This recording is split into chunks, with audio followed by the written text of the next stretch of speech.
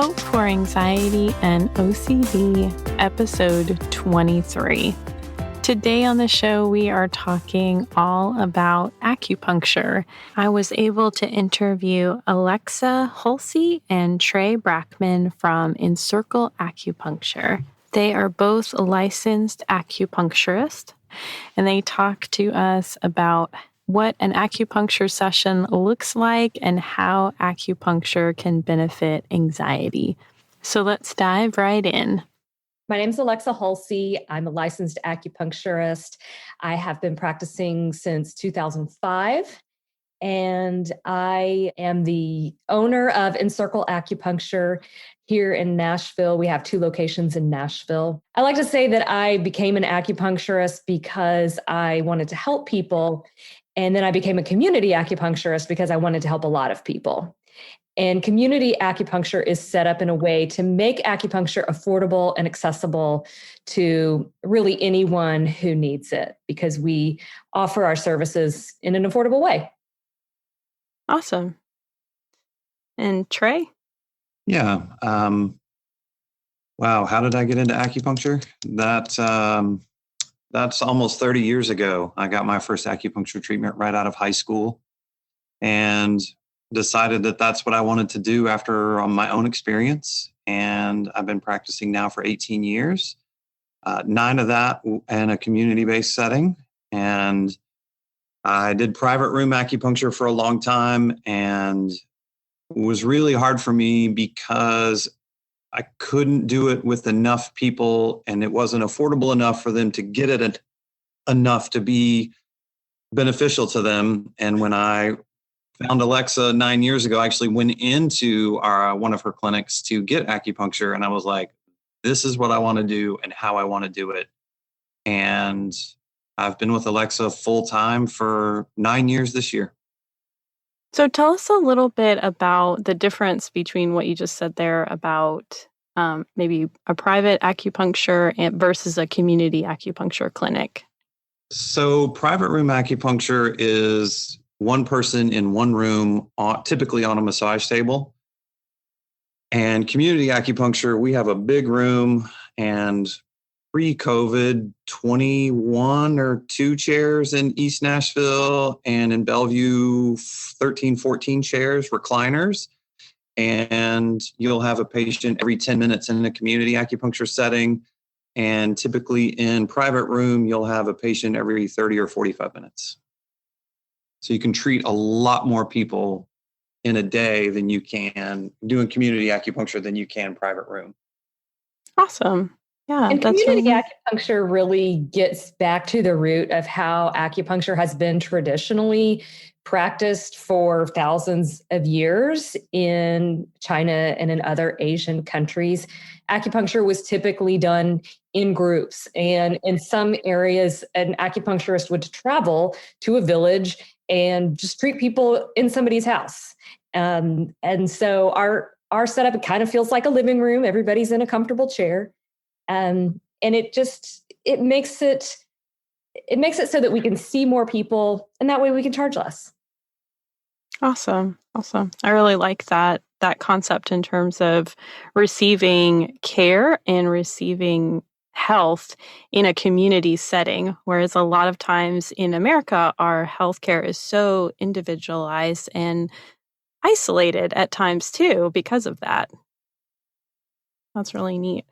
So this is, a lot of the listeners probably have never had an acupuncture session. So we just want to talk with them a little bit about what does that even look like? Sure. I'll walk you through what a typical acupuncture session is like.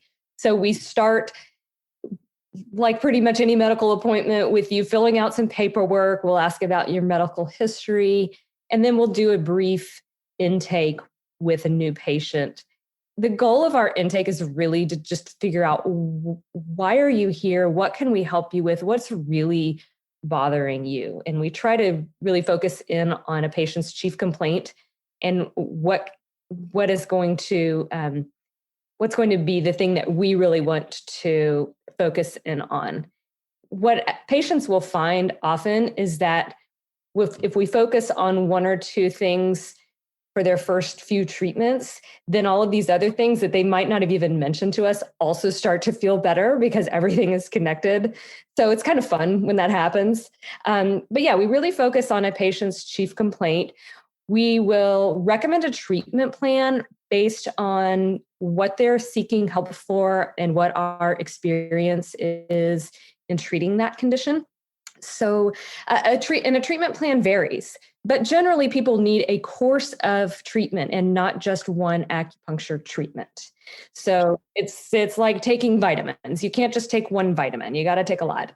So you'll need a course of treatment usually. Sometimes we have people come in once a week. Sometimes we want them to come in every day if their pain is so severe that they can barely walk. So we talk about a treatment plan, and then we'll have a patient, they'll be in a recliner. In our clinic, we use points on the extremities. Patients will just roll up their sleeves and pant legs. They don't have to change clothes or anything like that. And we will needle a few points on the head, arms, and legs. Usually we'll use somewhere between 10 and 20 needles during a treatment.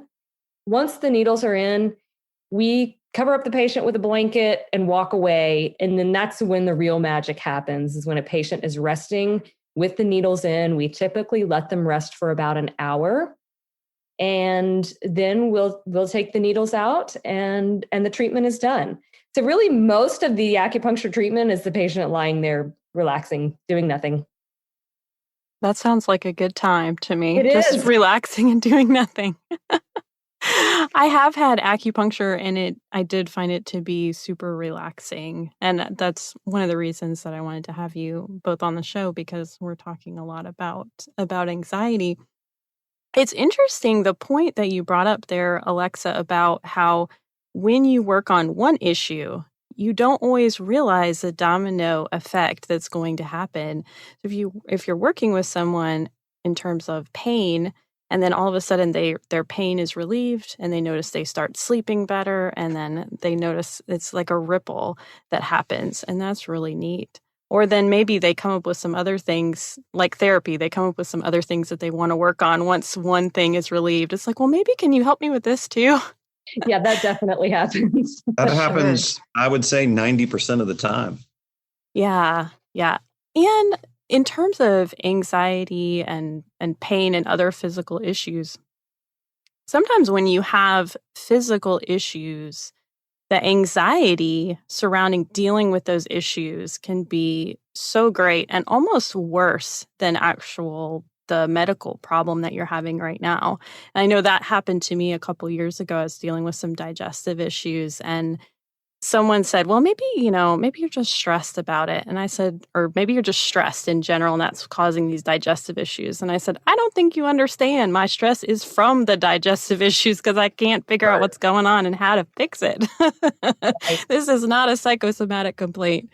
Right. So anxiety and depression are huge components of, especially of pain conditions, because if you're dealing with pain for a long time, that does become depressing. You start to think, my life is never going to be the same again. You become anxious about what the future holds, and then those anxiety and depressive feelings can compound the pain that you're feeling. And taking a pain medication can help the pain, but it's not going to do anything for your depression and anxiety. Whereas what we do with acupuncture is a much more holistic approach. Can you explain a little bit from maybe what's been studied about how does this actually work?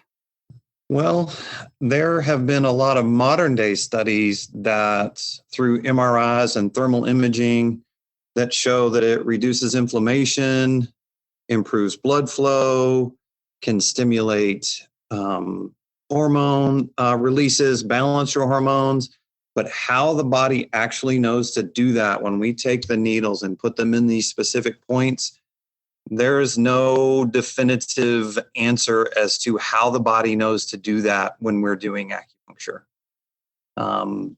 But it works. It's been working for thousands of years. And just in the 18 years I've practiced, I mean, just observing people come in and get better and reduce their pain or help their anxiety or their OCD or their their arthritis in their knees, whatever it is, how it's doing that, I'm not sure anyone has really discovered the real, true one answer to that.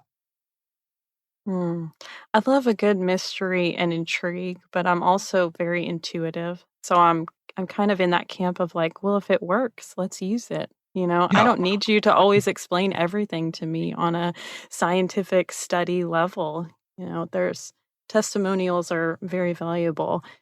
Do you think that this is a little bit of an offshoot of a question, but things like acupuncture and chiropractic and holistic wellness a lot of times aren't valued or paid for by insurance companies? Do you think that we'll get to a point where we shift from a disease model to a health model at all? Do you think that we're making any strides towards that? I do think that we're making some strides. Acupuncture is being used by the military and is being paid for by the Awesome. military. There is talk of acupuncture being used by Medicare to treat acupuncture specifically for treating lower back pain is going to be covered by Medicare one of these days. Trey probably has been hearing the same line too, since he went to acupuncture school.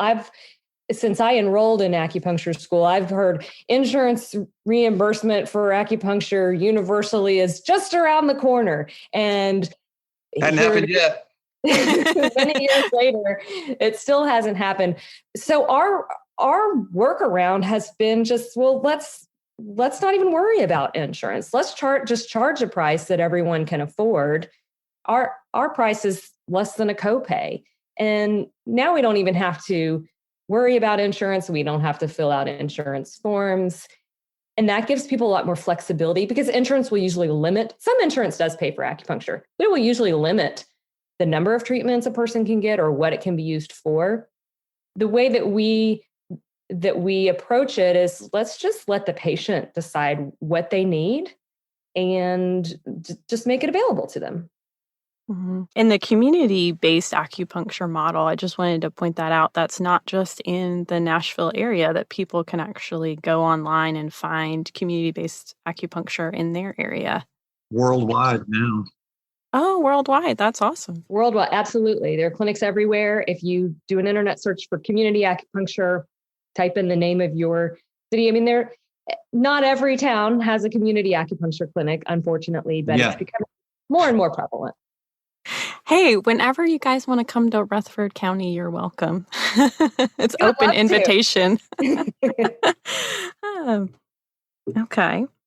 So anything else in terms of what about if people are anxious surrounding needles? If people say, I don't really know if I can do that acupuncture thing because she just said she was going to stick a lot of needles in me.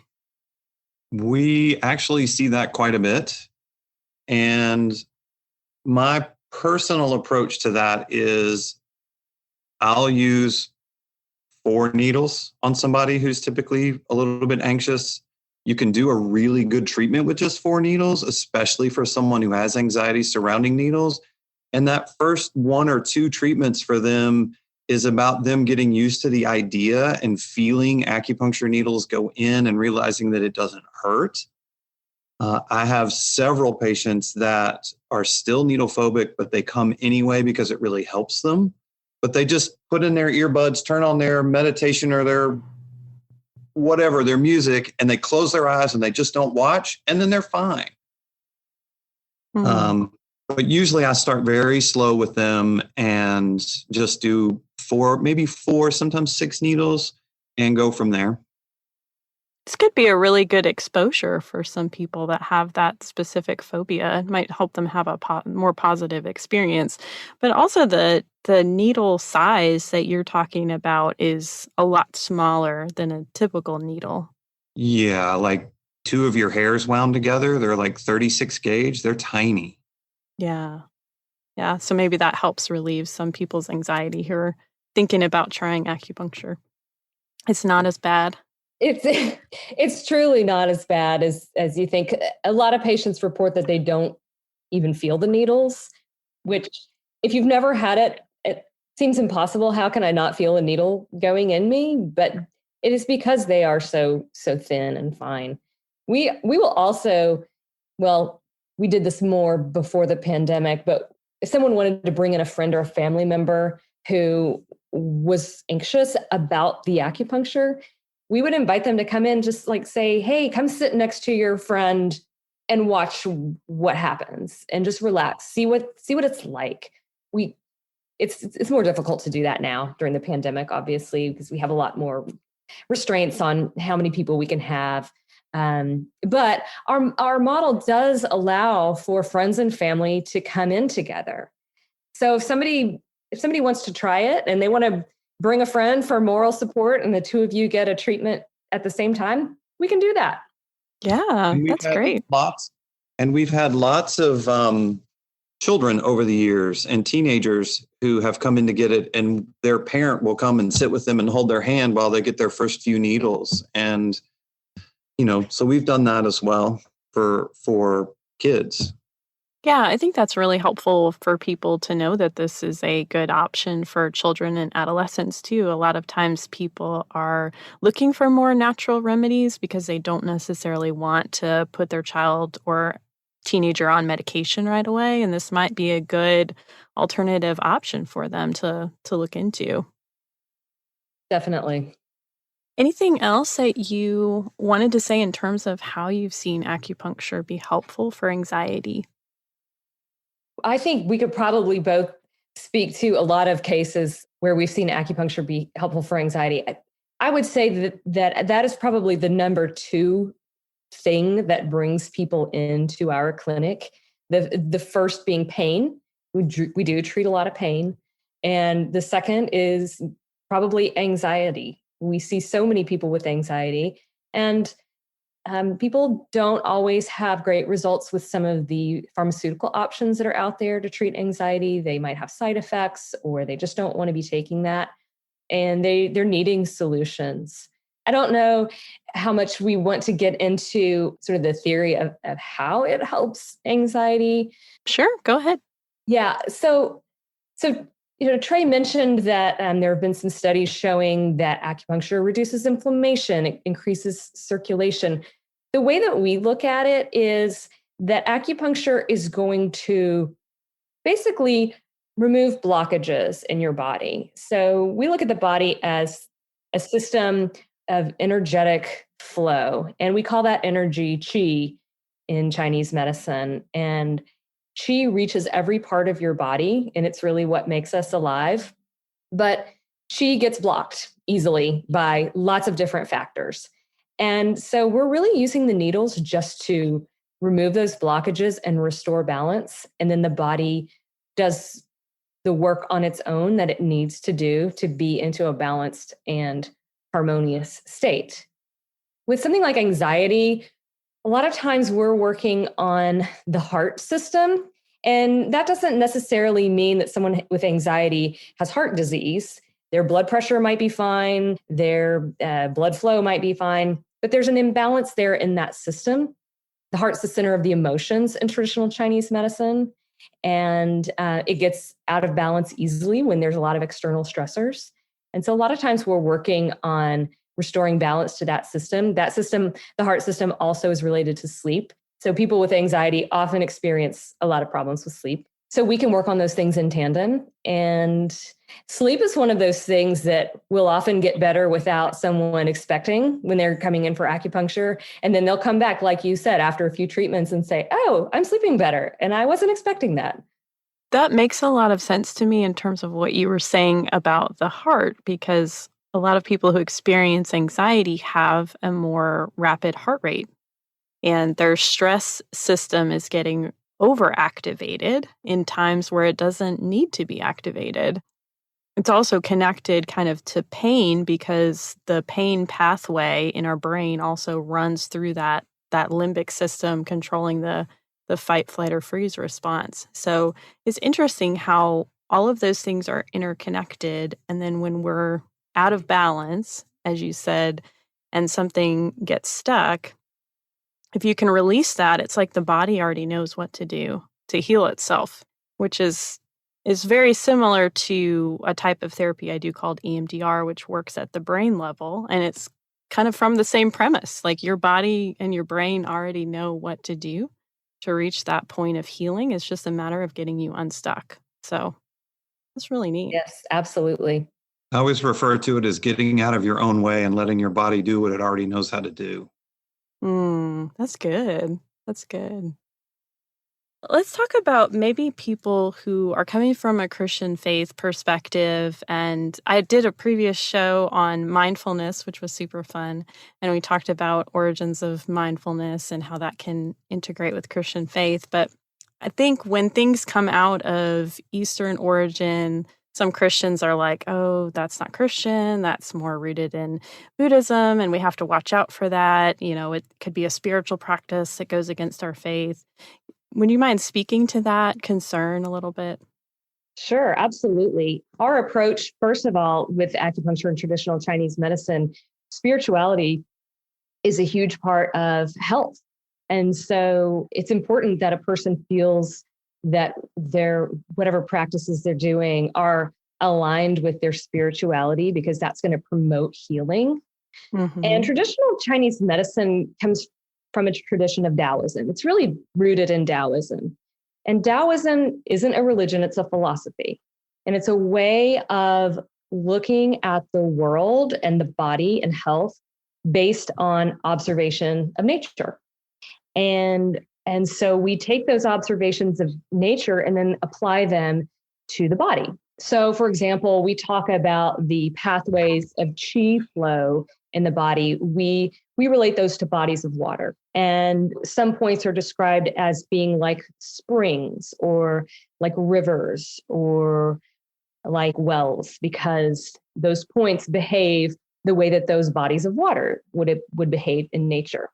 So Taoism can really be in alignment with any religious beliefs. And for that reason, a person of any religious faith can get acupuncture, can be treated by an acupuncturist, and still rest assured that the treatment is going to support their spirituality. It's going to support their religion. It's not going to be in conflict with anything that they believe. Do you find that some people have spiritual experiences, like when they're receiving acupuncture, like having a sense of spiritual connectedness? Yes, and that was one of the things I was actually just going to touch on. All the years I've practiced, I've worked on a lot of people who have come in and are Christian. And a great many of them over the years have told me one of the things that they love about coming to acupuncture is that it allows them time to pray and when they get their needles, because it clears out all the rest of the chatter that goes on in our heads. They turn their phone off, they take their smartwatch off, and they truly just rest, and it allows them to really actually be clearer about what they're praying for or who they're praying for. And I have seen and heard that a lot over the years, that it just clears out the clutter of the brain and it allows them just to focus on that one thing. And in that way, yeah, very much so. That's awesome, because I think I have had that experience in terms of receiving acupuncture.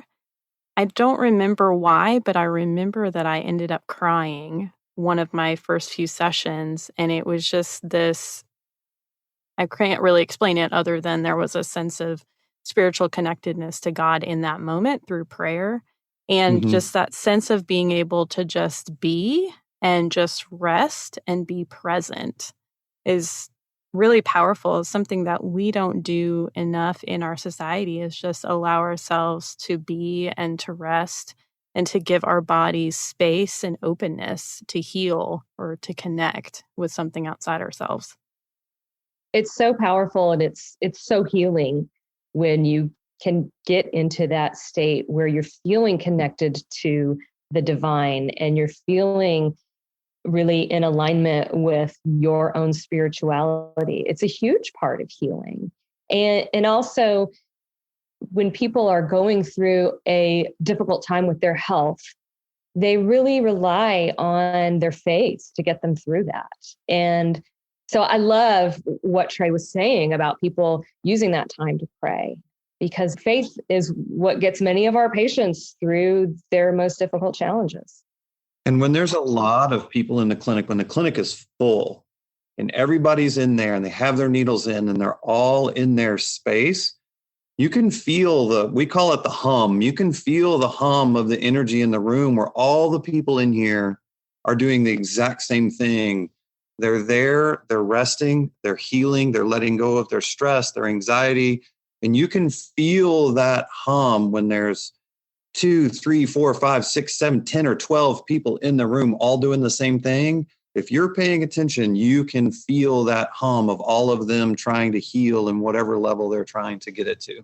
Does that feel like a lot of energy, or does that feel like a release of energy? I'm just curious, the hum. It depends. For me, it depends on the people. Sometimes it's really heavy and strong, and it's like you're parting it to get to the people. And sometimes it's light and airy. And it depends, I think, on who's in the clinic and why they're here and what they're praying about or meditating about or focusing on while they're here. And so the feel of it actually changes. That's very interesting. And it's cool because in that way, each patient in there is contributing to the healing of the other patients as well. They're creating this collective healing space. So we're all helping each other, which is not a typical approach in healthcare. Like you said, it's usually very individualized, very isolated. But our approach is we all have something to offer. We can all give and receive in the process of healing. So it's beautiful to be able to be a part of that. And Carrie, you mentioned about having an emotional release, and that is not unusual at all for someone to have an emotional release during a treatment or after a treatment, crying. Sometimes people laugh. And I notice that especially with patients who are dealing with anxiety, because anxiety it can be so much work to manage just in your daily life. Just trying to navigate situations that people without anxiety wouldn't find difficult. When you have anxiety, it is difficult, whether it's going to the grocery store or having a conversation with a coworker. So it's so much harder to do some of those things that when you finally do get the chance to rest and relax, you don't realize how much emotion you've been holding on to. And then that release feels great, and it's an important part of healing. That makes a lot of sense to me because it does take a lot of energy when you have anxiety to, whether it's to get through the day or sometimes that energy is used to suppress other painful emotions. And that makes sense to me. So we're kind of winding down to the end of our interview, but I do want to say that I'm going to put some links in the show notes for those who are local to look up Encircle Acupuncture, and for those who are not local to look up community acupuncture near them so that people can join in on this experience. So since the show is called Hope for Anxiety and OCD, I like to ask our guests to share a story of hope, a time that you received hope from God or another person. I'll go first. I feel so lucky because I get to hear stories of hope pretty much on a daily basis from our patients. It is very inspiring to be around. One patient in particular who has really inspired me is a patient who a couple of years ago received a very scary cancer diagnosis. And she had been coming to the clinic for a long time just for various ailments. And then she received this diagnosis, and it was so scary, but she was determined to do what she had to do. And she followed her doctor's advice to the letter. She did all of her chemo. She did all of her radiation. She did all of that. She put a lot of trust in what her doctor was recommending. And at the same time, she also said, I've got to do more. I've got to, this is the fight of my life. And so I have to be all in. And she did more research and homework than I've seen most patients do. And she really became an expert on healing her cancer. And she beat it. And she's more than a year cancer free now. And even even some of her nurses have made comments to her like, wow, you are really doing so much to heal. And her response has kind of been like, well, I have to. But she's a very spiritual person and really relied on her faith to get her through the scariest time in her life. And I still see her every week, and she's doing great. And she's just, to me, an example of courage in the face of something really scary, and using that as an opportunity to learn and to be. And she's come out of this even healthier than she was before. So she's a huge inspiration. That's awesome.